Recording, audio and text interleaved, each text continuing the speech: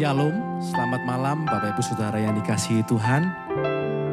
Dimanapun kita berada malam hari ini, mungkin kita di rumah, di jalan, di rumah sakit, dimanapun itu, mari bersama-sama kita berikan hati kita yang terbaik kepada Tuhan, memuji, menyembah, menyenangkan hatinya. Berikan kerinduan kita, nyatakan kerinduan kita yang lebih malam hari ini kepada Tuhan. Saya percaya saat kita menyembah, Tuhan Yesus menyatakan pribadinya bagi setiap kita, amin. Mari bersama-sama kita berdoa. Mengucap syukur untuk segala sesuatu yang kami terima sampai malam hari ini Tuhan.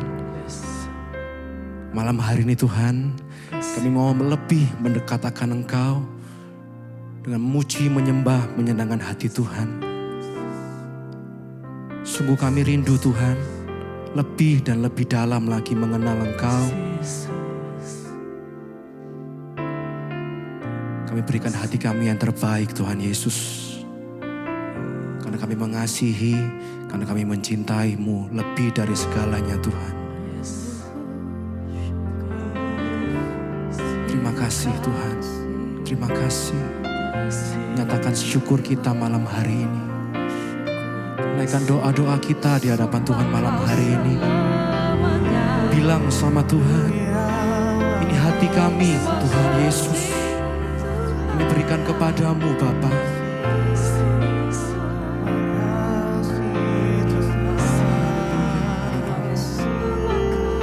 Sungguh kerinduan kami Tuhan untuk mendekat kepadamu Tuhan Yesus. Terima kasih Tuhan, buat segalanya yang kami terima. Kami mau katakan, satu yang ku rindu bersekutu denganmu, bawaku lebih lagi tinggal di dalammu, nikmati hadiratmu, jamahlah seluruh hidupku. Kuasamu mengubah hidupku. Ini kerinduan kami Tuhan. Satu yang ku rindu bersekutu denganmu, bawaku lebih lagi tinggal di dalammu, nikmati hadiratmu, jamahlah seluruh hidupku. Kuasamu mengubah. Ini kerinduan jemaat Mesbah Doa malam hari Tuhan. Sungguh kami rindu melekat lebih kepadamu Tuhan Yesus, bersekutu dengan Engkau Bapa. Bawaku lebih lagi tinggal di dalammu, nikmati hadiratmu, jamahlah seluruh hidupku. Kuasamu mengubah hidupku. Mari lebih lagi kita mau nyatakan kerinduan kita. Satu yang ku rindu bersekutu denganmu, bawaku lebih lagi tinggal di dalammu, nikmati hadiratmu, jamahlah seluruh hidupku. Kuasamu mengubah. Inilah yang kami rindukan Tuhan. Satu yang ku rindu bersekutu denganmu, bawaku lebih lagi tinggal di dalammu, nikmati hadiratmu, jamahlah seluruh hidupku. Kuasamu mengubah hidupku.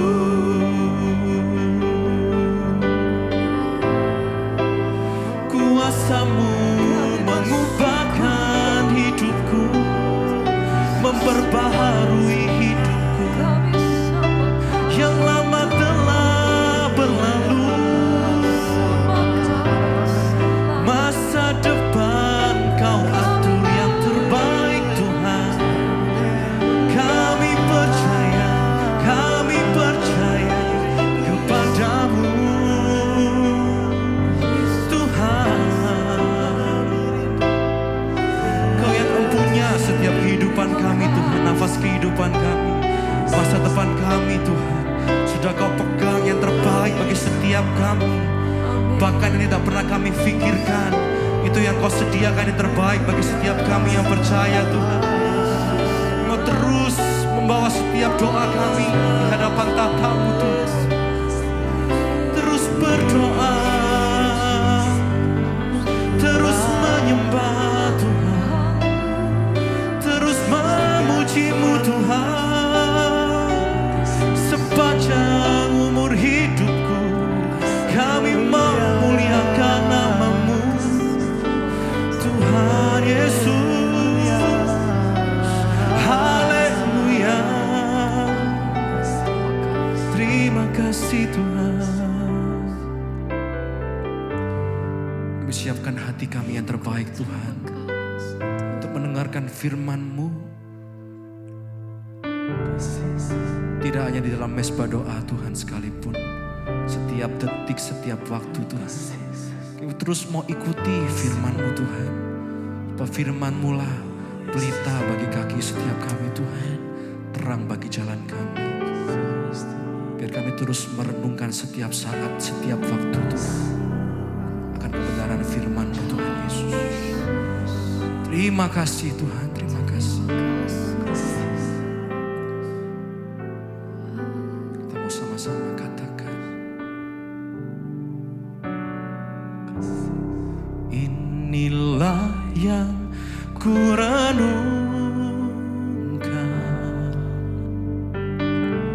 setiap waktu.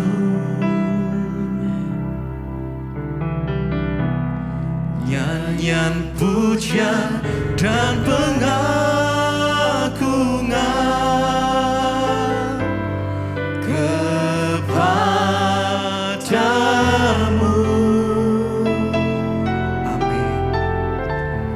Biarlah manis kau dengar Tuhan, manis kau dengar Tuhan, dan hatiku bersuka karena-Mu. Inilah yang kami renungkan, inilah yang ku renungkan setiap waktu. Amin. Nyanyian pujian dan pengagungan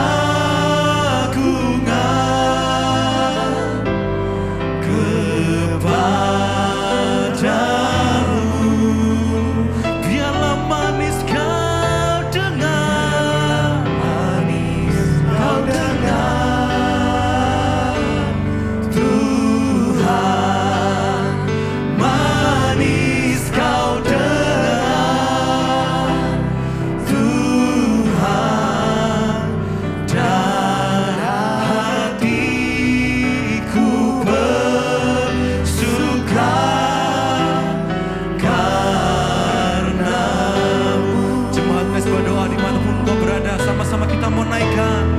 Inilah yang ku renungkan setiap waktu. Nyanyian pujian dan pengagungan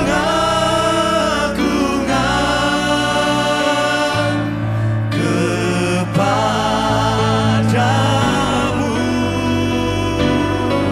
Oh, biarlah manis kau dengar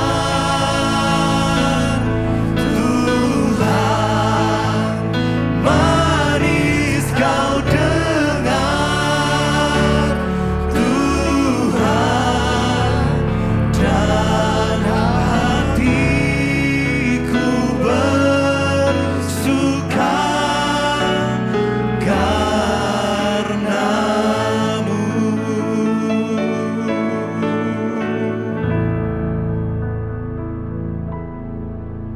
Terima kasih Bapa, kami mengucap syukur buat malam ini Tuhan kembali mempertemukan kami di Mesbah Doa. Semua karena anugerah Tuhan. Berbicara bagi kami Tuhan, nyatakan isi hatimu lewat kebenaran firman, mengurapi setiap kami, urapi hamba-Mu yang tidak ada apa-apanya. Di dalam nama Tuhan Yesus kami berdoa dan bersyukur. Haleluya. Amin, amin, amin. Iya, puji Tuhan Bapak Ibu, kita kembali bertemu di Mesbah Doa malam hari ini. Dan saya percaya semua karena anugerah Tuhan. Baik, kita akan sama-sama mendengarkan kesaksian yang sudah masuk. Saya akan bacakan dan biarlah ini menjadi kekuatan iman bagi setiap kita. Shalom Ibu Debbie, perkenalkan nama saya Eko Markus. Saya ingin bersaksi atas kebaikan Tuhan Yesus kepada saya. Sebab saya sudah berjanji Bu, apabila Tuhan memulihkan saya, keadaan saya, sakit saya, maka saya akan bersaksi di Mesbah Doa. Jadi begini Bu, singkat cerita, setahun yang lalu saya divonis gagal ginjal dan fungsi ginjal saya hanya 23 sedangkan normalnya itu di angka 90. Bahkan kreatin saya sangat tinggi ya, dan saat itu saya sangat terpukul dan sedih.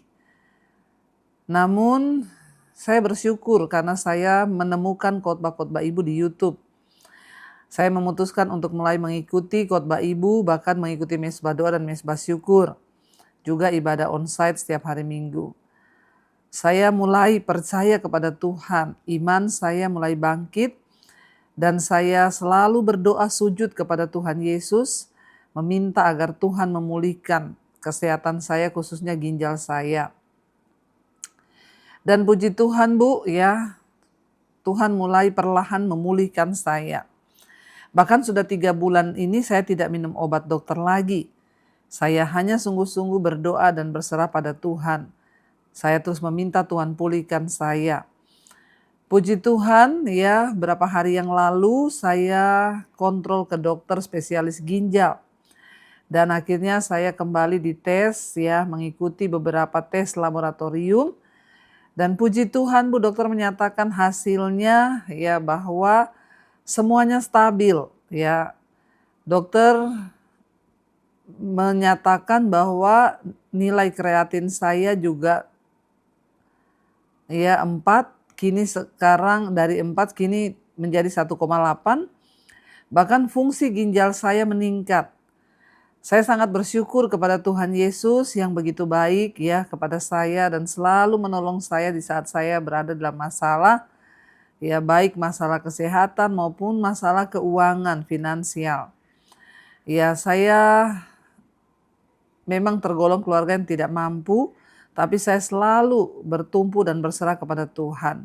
Saya belajar selalu mengandalkan Tuhan dalam segala keadaan apapun. Puji Tuhan, ya sekarang dokter menyatakan bahwa ginjal saya sudah stabil dan saya sudah sembuh. Puji Tuhan Ibu, terima kasih. Inilah kesaksian saya, ya Tuhan Yesus memberkati kita semua. Amin, amin, amin, amin. Wow saudara, tidak ada perkara yang mustahil bagi Tuhan ketika kita mau sungguh-sungguh percaya dan tentunya memperbaiki pola hidup kita, kesehatan kita, ya semua kita mau bertobat sehingga tidak ada perkara yang mustahil bagi Tuhan. Ya apapun yang terjadi ya Tuhan sanggup ketika kita percaya dan sungguh-sungguh berserah. Asalkan kita mencari Tuhan. Carilah Tuhan selama ia berkenan untuk ditemui, berserulah padanya selama ia dekat. Terima kasih Bapak buat kesaksiannya. Baik saudara, kita akan melanjutkan pembacaan firman Tuhan. Hari ini sudah di Amsal 22 dan kita masuk Amsal yang 22 juga. Amsal 22 ayat 22. Firman Tuhan berkata di sana, janganlah merampasi orang lemah karena ia lemah, dan janganlah menginjak-injak orang yang berkesusahan di pintu gerbang. Alkitab berkata janganlah merampasi orang lemah karena ia lemah. Ya, ketika ada orang yang lemah saudara, maka kita tidak boleh memperlakukan orang itu semena-mena sesuka-suka kita karena dia lemah dan kita tahu dia nggak bisa balas. Ya, ingat Tuhan yang membalas semua kepada orang-orang yang memperdaya orang lemah. Ya, kita percaya bahwa Tuhan itu maha melihat, karena itu jangan merampasi orang lemah karena ia lemah. ya, dan jangan menginjak-injak orang yang berkesusahan di pintu gerbang. Apa maksudnya pintu gerbang? Pada zaman dahulu ya di Israel itu ada yang namanya pintu gerbang. Pintu gerbang itu adalah tempat orang-orang bertemu. Pintu gerbang itu adalah tempat para pengusaha ketemu, para pedagang ketemu untuk membicarakan bisnis. Ya, di pintu gerbang itulah tempat semua ya masyarakat bertemu di situ. Ya, makanya dikatakan saudara jangan injak-injak orang yang berkesusahan di pintu gerbang. Artinya apa? Kita nggak boleh mempermalukan orang yang berkesusahan itu di pintu gerbang.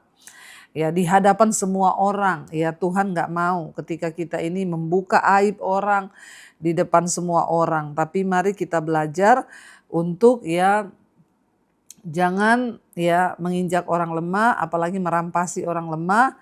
Ya, dan ingat Tuhan itu adalah Tuhan yang membalaskan ya segala perbuatan kefasikan dan perbuatan kejahatan. Ayat 23, sebab Tuhan membela perkara mereka dan mengambil nyawa orang yang merampasi mereka. Wow, mengerikan ini saudara. Ya, kita nggak boleh merampas orang lemah, orang miskin. Ya, sekarang banyak saudara ya kasus-kasus di mana ya orang membuat sertifikat palsu sehingga orang-orang yang tidak punya kekuatan akhirnya ya oleh mafia-mafia tanah ini mereka dirampas haknya, bahkan orang yang tidak berdaya dipenjarakan karena ada orang-orang yang merasa kuat, backingannya pejabat, backingannya polisi, backingannya ini, sehingga saya banyak mendengar kasus-kasus yang mereka tidak berdaya. Dengan jelas firman Tuhan berkata bahwa jangan engkau merampasi orang lemah. Karena apa? Sebab Tuhan membela perkara mereka dan Tuhan mengambil nyawa orang yang merampasi mereka. Hati-hati saudara ya. Mati, binasa itu hukumannya bagi orang-orang yang suka memperdaya orang lemah, orang miskin. Ya, kita berdoa ya biar kita melihat banyak ketidakadilan ya di dalam hukum. Seperti beberapa waktu yang lalu kita melihat kasus ya di Indonesia, ada ibu-ibu yang mencuri singkong karena dia lapar nggak bisa makan. Di penjara saudara berapa tahun. Padahal kan ya kalau kita melihat dia melakukan itu kenapa saudara? Dia ya mengambil mungkin kan karena dia lapar. Ini orang yang lemah loh. Kita cari tahu dulu kenapa dia melakukan itu. Ya, sementara kasus-kasus besar yang lebih harusnya dihukum malah tidak dihukum. Ini namanya kita tidak adil kepada orang lemah. Ingat Alkitab berkata, jangan engkau memperlakukan orang lemah itu, merampasi dia atau memperlakukan dia dengan tidak baik. Karena Tuhan membela perkara mereka dan Tuhan akan mengambil nyawa orang yang merampasi mereka. Ingat kita selalu berhadapan dengan Tuhan karena Tuhan membela orang lemah, Tuhan yang membela orang miskin. Ketika orang ya tidak berdaya, saudara jangan kita perdayai dia sebab engkau akan berurusan dengan Tuhan. Ayat 24, jangan berteman dengan orang yang lekas gusar, jangan bergaul dengan seorang pemarah. Jangan berteman dengan orang yang cepat gusar, cepat khawatir, ya cepat kecewa. Karena apa saudara? Pergaulan yang buruk merusak kebiasaan baik. Kalau kita berteman dengan orang-orang yang cepat gusar, cepat khawatir, maka perlahan kita juga akan tertransfer dari mereka. Pilihlah dengan siapa engkau berteman, teman yang baik, yang dapat membawa engkau lebih beriman, lebih percaya kepada Tuhan. Ya, jangan berteman dengan orang-orang yang cepat gusar. Ya, sehingga orang itu mengeluh terus, aduh ya kecewa terus, jangan. Apalagi dikatakan jangan bergaul dengan seorang pemarah. Ya, kalau engkau berteman dengan orang pemarah, bergaul, maka cepat atau lambat engkau akan menjadi seperti dia. Karena itu pilih-pilihlah untuk bergaul dan berteman. Tidak semua orang bisa kita ajak berteman atau bergaul. Kita nggak boleh memusuhi orang, tapi jangan juga bergaul dengan orang-orang yang membawa hal-hal yang negatif bagi hidup kita, karena kita juga akan berubah ke arah sana. 25, supaya engkau jangan menjadi biasa dengan tingkah lakunya dan memasang jerat bagi dirimu sendiri. Ya, kenapa kita nggak boleh bergaul dengan orang yang cepat gusar, dengan orang yang pemarah? Karena nanti engkau akan terbiasa dengan tingkah lakunya dan itu akan memasang jerat bagi dirimu sendiri. Ya, ingat sekali lagi firman Tuhan ingatkan, pergaulan yang buruk merusak kebiasaan baik. Ya, tapi kalau kita bergaul dengan orang yang baik, dengan orang yang bijak, kita akan semakin bijak dan semakin baik saudara ya. Ayat yang ke-26, jangan engkau termasuk orang yang membuat persetujuan dan yang menjadi penanggung hutang. Jangan suka membuat persetujuan dengan orang untuk menanggung utang orang lain. Ya, ingat saudara, kita boleh menolong orang tetapi jangan menjadi penanggung. Ya, menolong oke, tapi penanggung jangan. Karena kalau kita sudah menjadi penanggung bagi orang, itu artinya kita menjadi Tuhan bagi dia. Ya, engkau akan memasukkan dirimu kepada malapetaka. Ada orang-orang yang datang kepada saya, Bu, doakan saya ini kehilangan rumah saya karena sertifikat saya dipinjam sama keluarga saya. Mereka mau melunasi utang atau mau berbisnis. Mereka pinjam sertifikat rumah saya, katanya mereka mau nyicil, sekarang mereka tidak nyicil. Itu artinya saudara sudah menjadi penanggung bagi orang lain. Alkitab melarang kita menjadi penanggung. Kita menolong orang, silakan, harus. Tetapi sesuai dengan batas kemampuan kita. Kalau di luar kemampuan kita, itu artinya kau sudah menjadi penanggung. Entah itu keluargamu, anakmu, saudaramu, biarkan setiap orang itu berjalan dengan prosesnya masing-masing. Kita jangan menjadi Tuhan terus buat mereka, apalagi menjadi penanggung. Ya, iya Bu, saya pinjemin sertifikat saya digadaikan, sekarang mereka enggak mau bayar, saya terancam nih enggak punya rumah. Ya itu salahmu sendiri. Jangan pernah saudara mau jadi Tuhan bagi orang. Alkitab sudah ingatkan, ya jangan engkau menjadi orang yang membuat persetujuan dan yang menjadi penanggung hutang. Ya, karena pasti dirimu sendiri akan terlilit dalam masalah.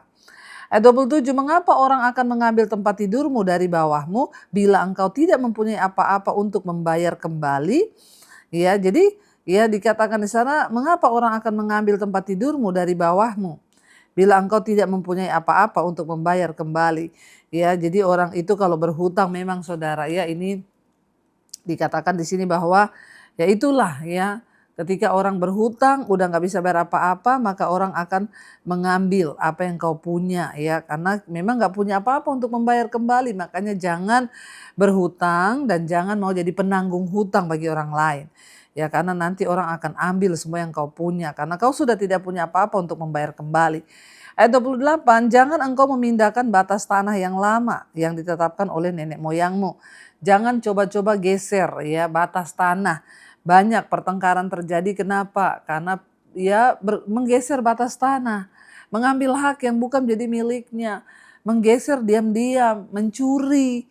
Ya, hal-hal yang tidak baik saudara jangan kita lakukan, karena hidup ini bukan soal cari untung saja, hidup ini bukan cuma soal cari uang saja, tapi hidup ini adalah mari kita berlaku jujur di hadapan Tuhan, karena suatu saat kita semua akan mati dan kita harus mempertanggungjawabkan semua itu di hadapan Tuhan.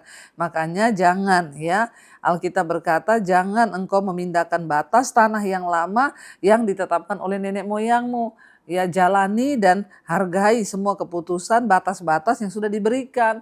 Ya, jangan mencuri hanya karena kita kepengen uang.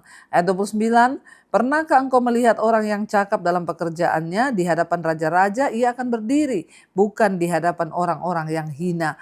Alkitab berkata kalau orang itu rajin dalam pekerjaannya, dia cakap dalam pekerjaannya, dia bertanggung jawab dalam pekerjaannya, maka janji firman Tuhan di hadapan raja-raja ia akan berdiri, bukan di hadapan orang-orang yang hina. Ini kata firman Tuhan saudara, kalau engkau mau Tuhan angkat hidupmu, jadilah orang yang rajin, jadilah orang yang cakap dalam melaksanakan setiap pekerjaan, jadilah orang yang dapat dipercaya. Karena ketika kita bisa dipercaya, Tuhan akan mengangkat hidup kita, berdiri di depan raja-raja dan bukan di depan orang-orang yang hina. Kita nggak perlu cari itu semua, tapi Tuhan yang akan memberikan ketika kita setia, rajin, cakap, dan dapat dipercaya. Karena itu mari saudara bikin hidup kita lebih berdampak supaya ketika Tuhan datang, kita ini sudah didapati berkenan di hadapan Tuhan. Mari kita tundukkan kepala, kita satukan hati, kita berdoa. Terima kasih Bapa, kami mengucap syukur buat malam ini Tuhan menuntun kami lewat firman-Mu, mengajarkan kami untuk bagaimana kami berlaku dalam hidup ini lebih bijaksana, lebih setia, agar nama Tuhan dipuji dan dipermuliakan. Kami tidak ingin mempermalukan nama Tuhan, kami ingin memuliakan nama Tuhan. Biarlah apa yang kami perbuat, apa yang kami lakukan, semuanya mendatangkan kemuliaan bagi nama Tuhan. Terima kasih Bapa, kami menyerahkan roh, jiwa, dan tubuh kami dalam tangan Tuhan. Biarlah pimpin kami, sertai kami dalam hidup kami, agar kami terus berjalan di dalam kebenaran firman-Mu di dalam kebijaksanaan yang Tuhan berikan agar hidup kami terhindar dari malapetaka. Berkati setiap anak-anak-Mu yang malam ini terbaring sakit, kesembuhan terjadi dalam nama Yesus, iman kami dibangkitkan. Kami semakin percaya kepada Tuhan bahwa tidak ada perkara yang mustahil bagi Tuhan. Berkati setiap anak-anak-Mu yang sedang bergumul keluar dari ikatan-ikatan dosa, dalam nama Yesus berikan kemampuan untuk hidup kami boleh semakin dikuduskan. Berkati anak-anak-Mu Tuhan yang terlilit masalah keuangan, hutang piutang. Kami tidak punya kekuatan selain bersandar kepada Tuhan. Engkau sanggup membuka jalan ketika kami menjadi orang yang rajin, bertobat dari semua kebiasaan yang tidak berkenan, dan sungguh-sungguh menyerahkan hidup dalam kebenaran, maka tidak ada perkara yang mustahil. Tuhan membuka jalan kami sehingga semua utang-hutang dapat kami selesaikan. Tuhan, kami berdoa untuk setiap yang mau menjual aset, ketemukan dengan pembeli yang terbaik supaya semuanya boleh berjalan sesuai dengan rencana dan maksud Tuhan. Berkati setiap anak-anak-Mu Bapa, mereka yang terus setia mencari wajah Tuhan, mereka yang terus setia untuk mengikuti mesbah doa, mereka yang sedang mencari pekerjaan, mungkin Tuhan pertemukan dengan yang terbaik, mereka yang rindu terjadi pemulihan dalam keluarga, rumah tangga, biarlah semua pemulihan itu terjadi, keuangan, pekerjaan, bisnis, Tuhan pulihkan dalam nama Yesus. Berikan kami Tuhan kemuliaan-Mu agar orang melihat Tuhan yang kami sembah, Tuhan yang ajaib. Dan biarlah kami boleh sungguh-sungguh hidup dalam takut akan Tuhan. Kami mengangkat tangan bagi bangsa kami Indonesia. Lawatan Tuhan tercurah bagi bangsa ini. Berkati para pemerintah kami, mulai dari Bapak Presiden, Pak Prabowo, Pak Gibran, seluruh yang ada, menteri-menteri kabinet yang ada. Tuhan berkati dengan roh takut akan Tuhan. Hujan pertobatan terjadi sehingga mereka melakukan apa yang berkenan di mata Tuhan. Terima kasih Bapa, luputkan Indonesia dari murka Allah, dari segala bencana, luputkan Tuhan. Kami mohon pengampunan-Mu bagi bangsa ini, juga buat semua bangsa-bangsa di 5 benua, Asia, Afrika, Amerika, Eropa, Australia. Tuhan pegang kendali sebelum Engkau datang kali yang kedua. Beri kesempatan untuk kami bertobat dan sungguh-sungguh hidup dalam jalan kebenaran-Mu. Terima kasih ya Bapa, karena itu saudara mari buka hati dan tangan kita. Terimalah kiranya berkat, rahmat, anugerah dari Allah Bapa, cinta kasih dari Tuhan Yesus Kristus, penyertaan Allah Roh Kudus turun atas hidup kita semua. Mulai hari ini bahkan sampai kali yang kedua Tuhan Yesus datang kembali menyebut setiap kita, dan nama kita tercatat di dalam kitab kehidupan. Dalam nama Tuhan Yesus yang percaya diberkati Tuhan, katakan bersama, amin, amin, amin. Tuhan Yesus memberkati saudara, shalom dan Immanuel.